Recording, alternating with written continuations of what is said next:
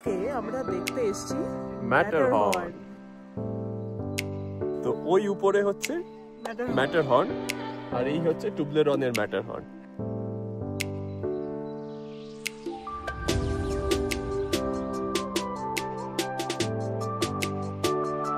এখন আমরা আছি স্পিটস বলে একটা শহরে।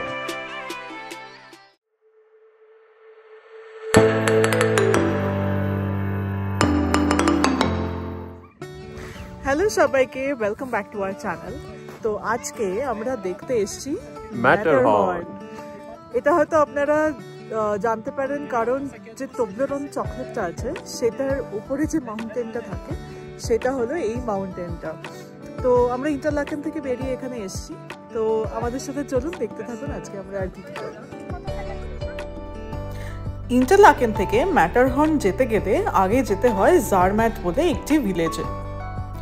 তো জারম্যাটে যাওয়ার সেরকম কোনো ডাইরেক্ট ট্রেন নেই, তাই আমরা একটু ভেঙে ভেঙেই গিয়েছিলাম। যেমন ইন্টারলাকেন থেকে ফার্স্টে আমরা চলে গিয়েছিলাম স্পিটস বলে একটি শহরে, এবং সেখান থেকে আমরা চলে গিয়েছিলাম ভিস্প বলে একটি শহরে, এবং সেখান থেকে ট্রেন যায় জারম্যাট অবধি। তো এই যে স্পিটস যাওয়ার যে ট্রেনটা সেটা ছাড়ে ইন্টারলাকেন ওয়েস্ট থেকে। আমাদের আগের ব্লগে আপনারা দেখেছেন যে আমরা ইন্টারলাকেন ইস্টে এসেছিলাম লেক ব্রিয়ান্স থেকে, কিন্তু এবারে আমরা যাচ্ছি ইন্টারলাকেন ওয়েস্ট স্টেশন থেকে, আর এখন আমরা ক্রস করছি লেক থুন। আর এই যে মাউন্টেন ট্রেনসগুলো আছে তার কিন্তু সব সময় একটি করে ম্যাপ লাগানো থাকে প্রত্যেকটি সিটে। ইন্টারলাকেন থেকে জারম্যাট একটু দূরেই, যেতে আমাদের মোটামুটি 2 থেকে 2.5 ঘন্টা মতো লেগেছিল উইথ 2 চেঞ্জেস। কিন্তু এই মাউন্টেন ট্রেনসগুলোর রাস্তাগুলো এত সুন্দর হয় যে 2 থেকে 2.5 ঘন্টা কোথা দিয়ে যে কেটে যায় বোঝাই যায় না। আর জারম্যাটের যে স্টেশনে আপনাকে নামাবে তার অপর প্রান্তেই হলো গনারগ্রাট রেলওয়ে। এইটাও যে ইউংফ্রাউ যাওয়ার মতো যে ককভিল ট্রেন আছে, এটাও কিন্তু সেরকমই একটা ককভিল ট্রেন। তো এটা আপনাকে একদম টপে নিয়ে যায়, যেখান থেকে ম্যাটারহর্ন সবচেয়ে ভালো দেখা যায়। ইউংফ্রাউ যাওয়ার জন্য ট্রেনের যেমন ফিক্সড টাইমিং আছে, এই ট্রেনটার কিন্তু কোনো ফিক্সড টাইমিং নেই। হ্যাঁ, চাইলে আপনারা রিজার্ভেশন করতেই পারেন, সেই অপশনও আছে যখন টিকিট কাটবেন তখন, কিন্তু আদারওয়াইজ এমনি একটি জেনারেল টিকিট কাটলেই কিন্তু যে কোনো ট্রেনে আপনারা যে কোনো সময় উঠতে পারেন। আর যাওয়ার সময় ট্রেনের ডান দিকে বসলে কিন্তু পুরো রাস্তাটাই ম্যাটারহর্নকে দেখা যায়। যাওয়ার সময় মোটামুটি 5 থেকে 6টা স্টপ আসে, আর আপনারা যদি চান প্রত্যেকটা স্টপেই কিন্তু নেমে অল্প করে এক্সপ্লোর করে যেতে পারেন। কারণ যেহেতু ফিক্সড রিজার্ভেশন নেই, তাই সেহেতু এটি একটি পয়েন্ট টু পয়েন্ট টিকিট, অর্থাৎ যে কোনো ট্রেনেই আপনারা যখন ইচ্ছা উঠতে পারেন। ইউজুয়ালি এখানে কিন্তু হোটেলসও আছে, আর সেই সব হোটেলে থাকলে এই ট্রেনটা সম্ভবত ফ্রি হয়ে যায়। ইনফ্যাক্ট সামারে মানে জুনের পর থেকে এখানে একটি সানরাইজ ট্রিপও হয়, অর্থাৎ ফার্স্ট ট্রেন ছাড়ে প্রায় ভোর 4টের সময়, এবং সেই ট্যুরটার মধ্যে ব্রেকফাস্টও ইনক্লুড থাকে in one of the hotels. কিন্তু যেহেতু আমরা মে মাসে এসেছি তাই এখনও সেই ট্রিপটা শুরু হয়নি, তাই এখন আমরা মোটামুটি যাচ্ছি সকাল 10টার দিকে। কিন্তু আপনারা যদি একদম পিক সামারে আসেন অর্থাৎ জুনের পরে, তাহলে কিন্তু আপনারা ওই সানরাইজ ট্রিপটাও নিতে পারেন, কারণ অসাধারণ সুন্দর লাগে ম্যাটারহর্নকে ডিউরিং সানরাইজ অ্যান্ড সানসেট। আর এখন আমরা এন্ড স্টেশনে না গিয়ে চলে এসেছি রটেনবোর্ডেন বলে একটি স্টেশনে, কারণ এখানে একটি লেক আছে যেখানে ম্যাটারহর্ন রিফ্লেক্ট করে একটি দারুণ ছবি আসে। লেকটার নাম হলো রাইফেলসি লেক, এবং এটা ঠিক যে গনারগ্রাট স্টেশনটা আছে তার আগের স্টপ। অনেকে ফেরার পথেই করে, কিন্তু আমরা যাওয়ার পথেই এখানে নেমে গেছি, কারণ এখন ভিড়টা একটু কম ছিল। কিন্তু আপনারা চাইলে গনারগ্রাট থেকে ফেরার সময়ও কিন্তু এই স্পটটা এক্সপ্লোর করতে পারেন। আর পিক সামারে এলে এখান থেকে কিন্তু আপনারা হাইকিং করেও যেতে পারেন গনারগ্রাট অবধি, কিন্তু এখন প্রচণ্ড বরফ ছিল এবং তাই জন্য এখান থেকে গনারগ্রাট যেতে সেই হাইকিংটা একটু ডিফিকাল্টি হয়ে যেত। তো যে লাস্ট স্টপটা গনারগ্রাট, তার হাইট হলো 3100 মিটার্স মতো, আর এই রটেনবোর্ডেন হলো 2800 মিটার্সে। তো ওই উপরে হচ্ছে ম্যাটারহর্ন আর এই হচ্ছে টুবলেরনের ম্যাটারহর্ন। তো এই ম্যাটারহর্নের সামনে একটা লেক আছে, এই লেকটা, হ্যাঁ রাইফেল সি লেক। কিন্তু এখানে এত ঠান্ডা এখন, লেকটা পুরো জমে গেছে। আর এই হলো ম্যাটারহর্ন। যদি লেকটা না জমে যেত তাহলে ম্যাটারহর্নের এখানে একটা সুন্দর রিফ্লেকশন আসতো আর একটা অপূর্ব কিন্তু ছবি আসতে পারত। কিন্তু যেহেতু লেকটা জমে গেছে সেই জন্য আমরা আর সেই ছবিটা আজকে পেলাম না। আপনারা আসলে ট্রাই করে দেখতে পারেন সেই ছবিটা পাওয়ার। এখান থেকে কিন্তু প্রচুর স্কিইং রুটস আছে, অর্থাৎ যখন একটু আরো বরফ পড়ে বা একটু ঠান্ডা পড়ে তখন এখানে সবাই স্কিইং করতে আসে। আর রাইফেল সি লেক দেখার জন্য আপনাদের কিন্তু সামারে আসতে হবে। আমরা এসেছি মে মাসের এন্ডের দিকে, কিন্তু এখনও দেখলাম লেকটা পুরোভাবে ফ্রোজেন। তাই আমরা সেই অদ্ভুত সুন্দর যে ছবিটা হয় ম্যাটারহর্নের রিফ্লেকশনে, সেটা এইবারে কিন্তু দেখতে পাইনি। তো নেক্সট ট্রেন চলে এসছে আবার, এবং সেটাই উঠে আমরা নেক্সট স্টেশন অর্থাৎ গর্নার গ্র্যাটে পৌঁছে গেছি। এই গর্নার গ্র্যাটেও কিন্তু একটি অবজারভেটরি আছে ইয়ুংফ্রাউর মতো, এবং এখান থেকে ম্যাটারহর্নের সবচেয়ে ভালো ভিউ পয়েন্ট দেখা যায়। এই জায়গাটিও কিন্তু অসাধারণ। চারিপাশে সুইজারল্যান্ডের 29 অফ দ্য টলেস্ট পিকস এখানে সারাউন্ড করে আছে এই জায়গাটাকে, আর তার মধ্যে ম্যাটারহর্ন হলো সবচেয়ে বড়। আশেপাশে প্রচুর অ্যাক্টিভিটিস আছে এবং স্কিইং রুটস তো আছেই, কিন্তু আমাদের মনে হলো যে এখানে আসার যে রুটটা সেটাই কিন্তু সবচেয়ে সুন্দর। আর এখানেও হাইটের জন্য একটু কিন্তু অল্টিটিউড সিকনেস হতে পারে, বাট ভয় পাওয়ার কোনো কারণ নেই, কারণ একটু জল বেশি খেলে এবং একটু আস্তে আস্তে হাঁটাচলা করলেই কিন্তু আবার সব ঠিক হয়ে যায়।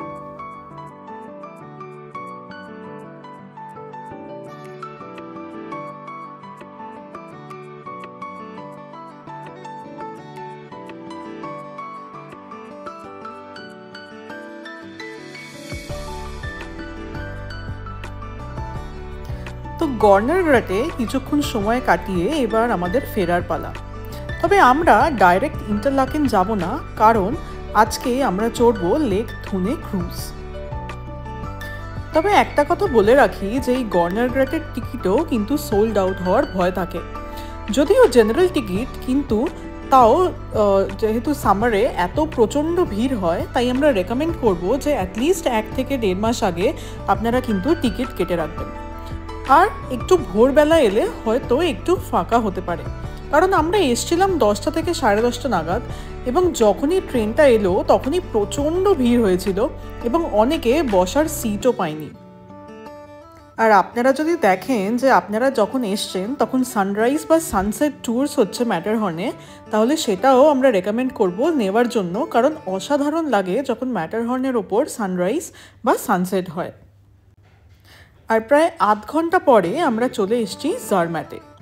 জারম্যাটও কিন্তু প্রচণ্ড সুন্দর একটি ভিলেজ। এখানেও কিন্তু অনেকে নাইট স্টে করাও পছন্দ করে, কারণ প্রচুর হাইকিং ট্রেলস আছে এবং ম্যাটারহর্ন তো খুব ইজিলি যাওয়া যায়। ইনফ্যাক্ট যারা সুইজারল্যান্ডে হাইকিং ট্যুরসে আসে তারা কিন্তু জারম্যাটে থাকতেই বেশি পছন্দ করে, কারণ জারম্যাটও লটারব্রুনেনের মতো অসাধারণ সুন্দর একটি ভিলেজ। কিন্তু আমরা এখানে আর বেশি টাইম স্পেন্ড করলাম না, কারণ আমাদের যেতে হবে এখন স্পিৎজ শহরে। আসার সময় আমরা ইন্টারলাকেন থেকে স্পিৎজ এসেছিলাম এবং তারপরে আরেকটি চেঞ্জ নিয়েছিলাম ভিসপে, এবং তারপরে চলে এসেছিলাম জারম্যাট। কিন্তু এখন আমরা চলে যাব আবার সেই স্পিৎজে, এবং সেখান থেকে লেক থুনের ওপর ক্রুজ নিয়ে চলে যাব ইন্টারলাকেন। ইন্টারলাকেন থেকে স্পিৎজ কিন্তু খুব একটা দূরে না, ট্রেনে মোটামুটি 20 থেকে 30 মিনিট মতো লেগেছিল, আর তারপরে 2 ঘন্টা লেগেছিল জারম্যাট যেতে। তো এখন আমরা চলেছি আবার স্পিৎজের পথে, সেখানে যেতে আমাদের এখান থেকে প্রায় 2 আওয়ার্স মতো লাগবে। আর এই চলে এসেছি আমরা স্পিৎজে। এটাও কিন্তু একটা ভেরি স্মল টাউন বা ভিলেজও বলা চলে। অনেকে কিন্তু এখানে থাকতেও পছন্দ করে, কারণ ভীষণ শান্ত এবং সুন্দর একটি গ্রাম এটি। আর তার পাশেই শুরু হচ্ছে লেক থুন। আগের ব্লগে যেমন বলেছিলাম যে ইন্টারলাকেন দুটো লেকের মাঝখানে অবস্থিত, একটি লেক ব্রিয়ান্স এবং একটি লেক থুন। তো আগের ব্লগে আপনারা নিশ্চয়ই দেখেছেন যে আমরা ব্রিয়ান্স থেকে ক্রুজে করে ইন্টারলাকেন চলে এসেছিলাম। তবে লেক থুনটা কিন্তু ব্রিয়ান্সের থেকে আরও অনেক বড়। তাই আমরা চাইলে ট্রেনে করে আমরা একেবারে থুনে গিয়ে থুন থেকে ক্রুজ নিয়েও ইন্টারলাকেন আসতে পারতাম, কিন্তু সেটা আমাদের প্রায় 4 থেকে 5 ঘন্টা লাগতো ক্রুজে আসতে। তাই আমরা একটি মাঝামাঝি শহর অর্থাৎ স্পিৎসে নেমেছি, কারণ এটি আমাদের রাস্তায়ও ছিল এবং স্পিৎস থেকেও ক্রুজ নিয়ে ইন্টারলাকেন যেতে প্রায় 1.5 ঘন্টা মতো লাগবে। কিন্তু লেক ব্রিয়ান্স আর থুনের কালার কিন্তু অসম্ভবভাবে আলাদা। লেক ব্রিয়ান্সের কালারটা পুরো টার্কোয়েস বলা যায়, আর লেক থুন কিন্তু ভীষণভাবে ব্লু। আর স্পিৎস কিন্তু অনেকে এমনিই ঘুরতে আসে, কারণ এখানে একটি কাসেল আছে, সেটাও কিন্তু ভীষণ ফেমাস। ব্রিয়ান্সে কিন্তু একদম স্টেশনের অপোজিট থেকেই ক্রুজগুলো ছাড়ছিল, তাই খুঁজতে কোনো অসুবিধা হয়নি। কিন্তু এই স্পিৎসে যেখানে ট্রেন স্টেশন, সেখান থেকে যে বোটের বা ক্রুজগুলো যেখান থেকে ছাড়ে সেই জায়গাটা কিন্তু একটু দূরে, প্রায় 1 কিলোমিটার মতো হবে। বাসও যায়, আর আপনাদের কাছে যদি ইন্টারলাকেন পাস থাকে বা সুইস পাস থাকে, সেই বাসগুলো কিন্তু একদম ফ্রি, বা আদারওয়াইজ আপনারা হেঁটেও কিন্তু যেতে পারেন। যেমন আমরা একদম স্টেশন থেকে হাঁটতে শুরু করি এবং প্রায় 1 কিলোমিটার মতো যেতে আমাদের 10 থেকে 15 মিনিট লেগেছিল। আর এই চলে এসেছি আমরা ক্রুজের স্টার্টিং পয়েন্টের কাছে। এই স্পিৎস কিন্তু অনেক বেশি রেসিডেন্সিয়াল মনে হলো আমাদের ব্রিয়ান্সের থেকে। অনেকের পার্সোনাল বোটসও এখানে রাখা ছিল এবং বাচ্চাদের সাথে তারা এই বোটে করে কিন্তু এই লেকে প্রচণ্ডভাবে এনজয় করছিল সামারে। আমরা যখন গিয়েছিলাম মের এন্ডে, তখন অলরেডি কিন্তু গরম প্রায় শুরু হয়ে গিয়েছে। যথেষ্ট গরম ছিল এই জায়গাটা, এবং তখন টেম্পারেচার প্রায় 25 থেকে 30-এর মধ্যে ছিল। আর যেহেতু আজকে ওয়েদারও খুব ভালো পেয়েছিলাম আমরা, তাই লেকটিকে আরও অসাধারণ লাগছিল। কিন্তু এই যে দুটো লেক আছে, ব্রিয়ান্স এবং থুন, এগুলো কিন্তু গ্লেশিয়াল ওয়াটার লেকস, অর্থাৎ যদি ক্লাউডিও থাকে তাহলেও কিন্তু লেকের কালারগুলো এরকমই লাগবে। কিন্তু ভালো ওয়েদার পাওয়া অফকোর্স অ্যাডেড বোনাস, কারণ এত সুন্দর দেখতে লাগছিল চারিদিক যে আমরা তো আপ্লুত।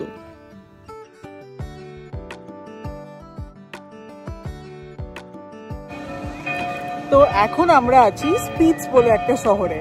এখান থেকে আমরা বোট নেব, আবার ক্রুজ নেব, নিয়ে আমরা যাব আবার ইন্টারলাকেন।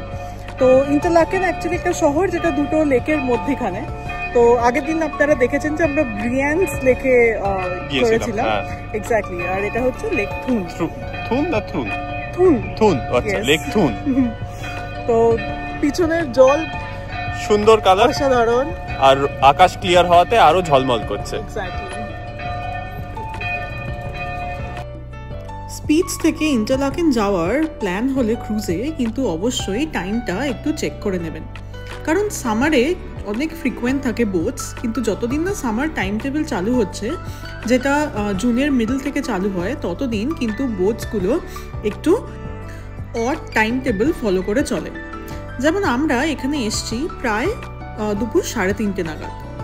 এর পরের বোট আবার সেই বিকেল 5:30টায়, কিন্তু আমাদের আগে 2:30টার সময় একটি বোট ছিল। তো প্রতি ঘন্টায়ও কিন্তু প্রায় নেই। তো সেই জন্য এখানে যাওয়ার আগে একবার টাইম টেবিলটা চেক করে নেবেন। এখানে দিয়ে দিলাম যে অনলাইনে কোন সাইটে চেক করা যায়, এবং সেখান থেকে চাইলে আপনারা টিকিটও কিন্তু কিনতে পারেন। আর এই চলে এসছে ইন্টারলাকেন যাওয়ার জন্য বোট। তো যদি আপনাদের কাছে নর্মাল সুইস পাস থাকে বা বার্নার ওবেরন পাস থাকে, তাহলে সেকেন্ড ক্লাস অর্থাৎ যে নিচের ডেকটা সেটা কিন্তু কমপ্লিটলি ফ্রি। আদারওয়াইজ যে ওপরের যে ডেকটা আছে সেটাকে বলে ফার্স্ট ক্লাস। তো আপনারা চাইলে সেটাতেও কিন্তু আপগ্রেড করতে পারেন, অফকোর্স অ্যাট আ কস্ট। আর এই বোটটা বা লেক থুনের ক্রুজ এবং লেক ব্রিয়ান্সের ক্রুজ কিন্তু আপনারা যদি আপনাদের বার্থডেতে আসেন তাহলে কমপ্লিটলি ফ্রি। আর সুইস পাস আর বার্নার ওবেরন পাস ছাড়াও কিন্তু সুইজারল্যান্ডে একটি ডে পাস বলে জিনিস হয়। তবে আমরা তার ব্যাপারে আরও অনেক বলবো আমাদের পরের একটি ব্লগে, এবং তার জন্য don't forget to subscribe to our channel. এবং তার সাথে সাথে অবশ্যই আমাদের যে আইটিনারি আমরা ফলো করেছি সেটার জন্য কিন্তু আমরা একটি ডিটেলড ভিডিও বানাবো। তো এই লেক থুন থেকে ইন্টারলাকেনের মধ্যে প্রায় আরও 3 থেকে 4টে স্টপ আসে, এবং প্রতিটা স্টপই অসাধারণ। প্রত্যেকটাই একটি ছোট্ট ছোট্ট ভিলেজ এবং সেখানে কিছু না কিছু দেখার জায়গা আছে। আর এই প্রত্যেকটি ভিলেজই কিন্তু ইন্টারলাকেন থেকে বাস বা ট্রেনে খুব ইজিলি অ্যাক্সেস করা যায়, কিন্তু ক্রুজের এক্সপিরিয়েন্সটাই আলাদা হয়। ইন্টারলাকেনের সবচেয়ে উঁচু পয়েন্ট হলো হার্ডার কুম বলে একটা জায়গা। সেখানে আমরা যাইনি, কিন্তু আপনারা যদি আসেন সেখানে গেলে লেক ব্রিয়ান্স এবং লেক থুন একসাথে দেখা যায় এবং তখন বোঝা যায় যে দুটো লেকের কি অসাধারণ কালার্স এবং কতটা ডিফারেন্ট ফ্রম ইচ আদার। তবে অফকোর্স যেহেতু পাহাড়, তাই ওয়েদারের ওপর ভীষণ ডিপেন্ড করে ভিউ। আর এই কথা বলতে বলতে আমরা প্রায় চলে এসেছি ইন্টারলাকেনের কাছে। তো আজকের ভিডিও আমরা এখানেই শেষ করছি এবং দেখা হবে পরের ব্লগে। কালকে আমরা আবার জুরিক যাব এবং সেখান থেকে যাব রাইন ফলস দেখতে। কিন্তু আমাদের ভিডিওটি ভালো লাগলে don't forget to subscribe to our channel the suitcase couple.